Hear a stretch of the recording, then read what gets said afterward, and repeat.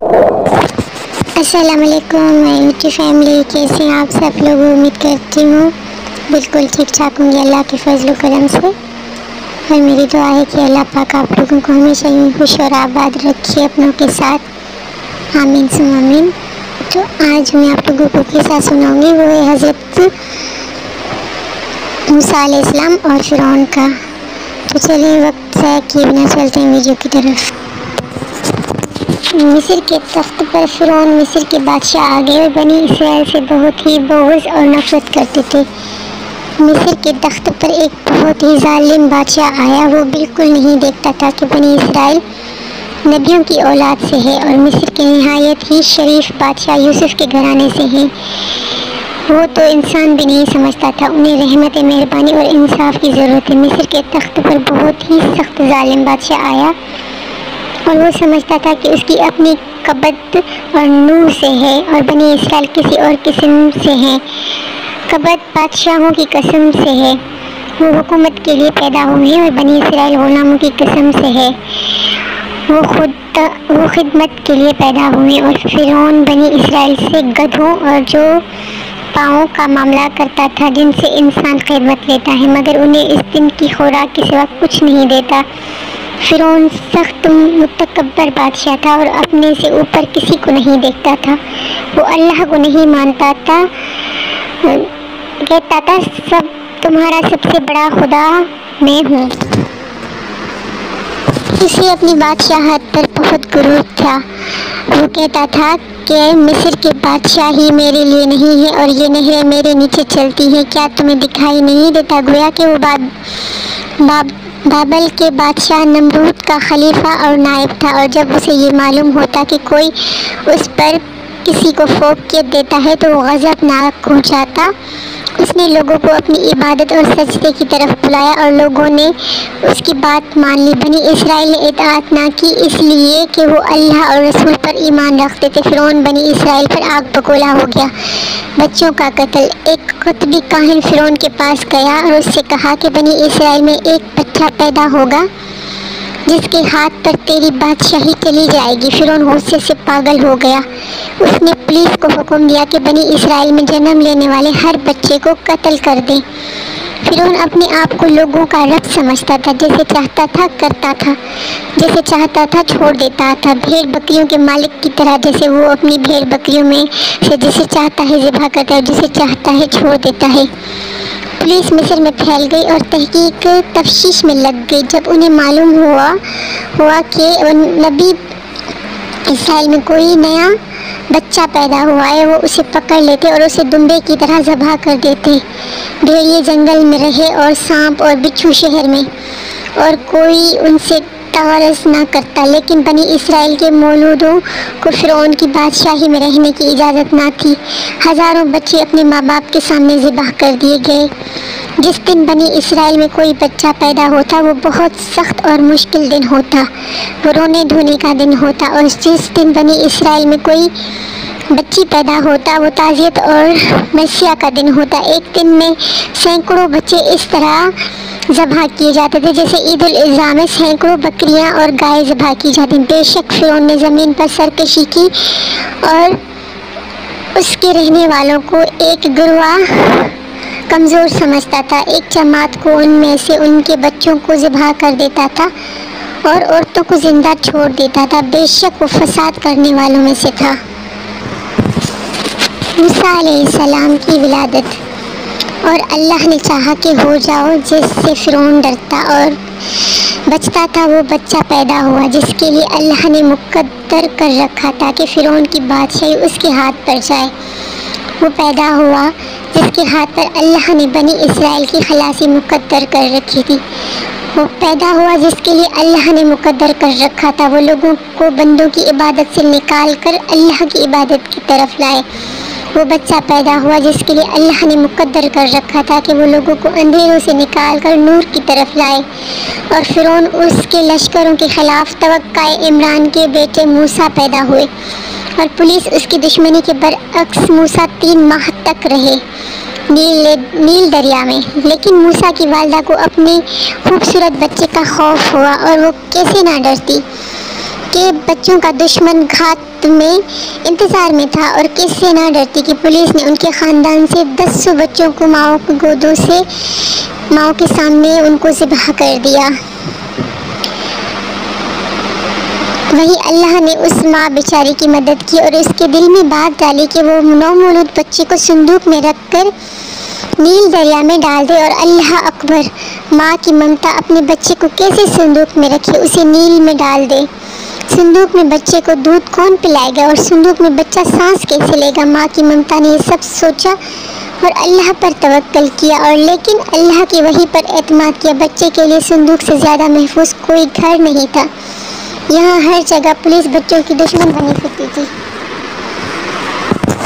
اور سپاہیوں کے کوے کی طرف تیز آنکھیں اور چونٹی جیسی سونگنے کی محسوس کرنے کی طاقت ہے۔ ماں بیچاری ہو کر گزری جس کا اللہ نے اسے حکم دیا تھا۔ اس نے اپنا خوبصورت بچہ صندوق میں رکھا اور اسے نیل میں پھینک دیا۔ ماں کی ممتا بے قرار ہوئی مگر انتظار نہیں، اور سپاہیوں کے کوے کی طرح تیز آنکھیں چونٹی جیسی سونگنے محسوس کرنے کی طاقت ہے۔ ماں بیچاری ہو کر گزری جس کا اللہ نے اسے حکم دیا تھا۔ اس نے اپنا خوبصورت بچہ صندوق میں رکھا اور اسے نیل میں پھینک دیا۔ ماں کی ممتا بے قرار ہوئی مگر اس نے صبر کیا اور اللہ پر توکل کیا۔ ہم نے موسیٰ کی ماں کی طرف وحی کی کہ اسے دودھ پلائے اور جب اس کا خوف ہو تو اسے دریا میں پھینک دے، اور نہ ڈرنا نہ غم کھانا، یقیناً ہم اسے تیری طرف لوٹائیں گے اور اس کو رسولوں میں سے بنائیں گے۔ بے شک فرعون کے گھر میں نیل کے کنارے فرعون کے بہت سے محل تھے۔ وہ فرعون کے ایک محل سے دوسرے محل میں جاتا اور نیل کے کنارے تفریح کرتا تھا۔ ایک دن نیل کے کنارے تفریح کے لیے بیٹھا ہوا لطف انداز ہو رہا تھا اور نہر کی طرف دیکھ رہا تھا جو اس کے پاؤں کے نیچے بہہ رہی تھی۔ اس کے ساتھ مصر کی ملکہ بھی تفریح میں شریک تھی اور وہ بھی نیل کو چلتا ہوا دیکھ رہا تھا۔ اس تفریح کے دوران اس کی نظر اس صندوق پر پڑی جس کے ساتھ نیل کی موجیں اسے کھیل رہی تھی جیسے اسے چوم رہی ہوں۔ جناب، کیا آپ بھی صندوق دیکھ رہے ہیں؟ نیل میں صندوق کہاں؟ یہ لکڑی ہے جو نیل میں گر گئی۔ نہیں نہیں جناب، وہ صندوق ہے۔ اور صندوق قریب آیا۔ لوگوں نے کہا ہاں یہ صندوق ہے۔ بادشاہ نے ایک نوکر کو صندوق لانے کا حکم دیا۔ نوکر گیا، صندوق نکال کر لایا۔ صندوق کھولا گیا۔ کیا دیکھتے ہیں کہ اس میں ایک خوبصورت بچہ مسکرا رہا ہے اور لوگ حیران ہو گئے۔ ہر ایک اسے دیکھ لیتا اور دیکھتا تھا۔ فرعون بھی حیران ہوا، اس نے بھی دیکھا۔ ایک نوکر نے کہا یہ اسرائیلی بچہ ہے، بادشاہ کو چاہیے کہ اسے ضرور قتل کر دے۔ ملکہ نے اسے دیکھا، اس کی محبت اس کے دل میں گھر کر گئی۔ اس نے سینے سے لگا لیا، چوما اور بادشاہ سے اس کی سفارش کی اور کہا یہ میری اور تیری آنکھوں کی ٹھنڈک ہے، اسے قتل نہ کر، امید ہے کہ ہمیں نفع دے، یہ ہم سے بیٹا بنا لے۔ اس طرح عمران کے بیٹے موسیٰ فرعون کے محل میں داخل ہوئے اور فرعون اس کی پولیس کی توقع کے خلاف زندہ رہے۔ پولیس کو اس اسرائیلی مولود کا پتہ نہ چلا، حالانکہ ان کی کوے جیسی آنکھیں اور چونٹی جیسی سونگنے کی قوت تھی۔ اللہ نے چاہا کہ بچوں کا دشمن فرعون اس بچے کی خود پرورش کرے جس کے ہاتھ میں اس کی بادشاہت چلی جائے۔ فرعون کتنا بیچارہ تھا، موسیٰ کے معاملے میں اس سے خطا ہوئی، اس کے ساتھ اس کے وزیر ہامون اور لشکر سے بھی خطا ہوئی۔ فرعون نے اسے اٹھایا تاکہ وہ ان کے لیے دشمن اور غم کا باعث۔ بے شک فرعون، ہامون اور اس کے لشکر سب خطا کار تھے۔ بچے کو دودھ کون پلائے؟ نیا اور خوبصورت بچہ محل کی گڑیا اور گھر کا کھلونا بنا ہوا تھا۔ ہر ایک اسے پکڑتا، چومتا، ہر ایک اسے پیار کرتا، اس کی تعریفیں کرتا، اس لیے کہ ملکہ کو اس سے بھلا کا پیار تھا۔ محل کی شریف عورتیں اس سے کیسے پیار نہ کرتی، اور محل کے نوکر چاکر اسے کیسے پیار نہ کرتے۔ ہر ایک اسے لیتا، چومتا کہ بچہ بہت خوبصورت تھا۔ ملکہ نے دودھ پلائی کو طلب کیا، جو بچے کو دودھ پلائے۔ وہ آئی اور اس نے بچے کو لیا، لیکن بچہ روتا تھا، انکار کرتا تھا۔ ملکہ نے دوسری کو طلب کیا، وہ حاضر ہوئی، بچہ لیا لیکن روتا رہا بچہ، اس نے دودھ نہ پیا۔ تیسری، چوتھی اور پانچویں گئی، لیکن بچہ روتا رہا اور دودھ نہ پیا۔ عجیب بات ہے، بچہ دودھ کیوں نہیں پیتا، روتا کیوں ہے؟ دودھ پلائیوں نے ملکہ کی خوشی اور انعام کی خاطر بچے کو دودھ پلانے کی بہت کوششیں کی، لیکن اللہ نے دودھ پلانے والوں کا دودھ حرام کر دیا تھا۔ بچہ محل کی بات اور گھر کا مشغلہ ہو گیا۔ اس سے بہن کیا تو نے نیا بچہ دیکھا ہے؟ ہاں دیکھا ہے، بچہ بہت خوبصورت ہے، وہ عجیب بچہ ہے، بچوں کی طرح نہیں ہے، وہ دودھ نہیں پیتا، جب دودھ پلائے اسے پکڑتی ہے تو روتا ہے اور دودھ پینے سے انکار کرتا ہے، بیچارہ کیسا زندہ رہے گا، مر جائے گا۔ ہاں کئی دن تو ہو گئے ہیں اس نے دودھ نہیں پیا۔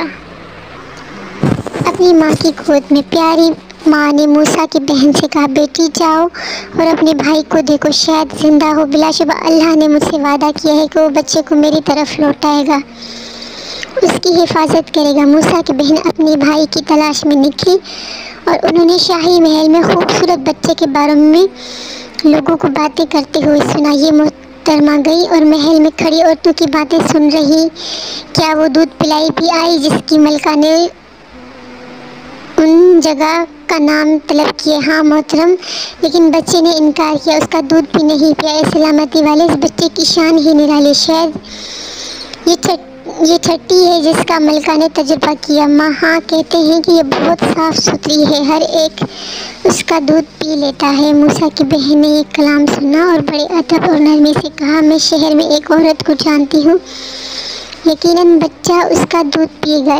ایک عورت نے کہا، میں نہیں مانتی، ہم 6 دودھ پلائیوں کا تجربہ کر چکے ہیں لیکن بچے نے دودھ نہیں پیا۔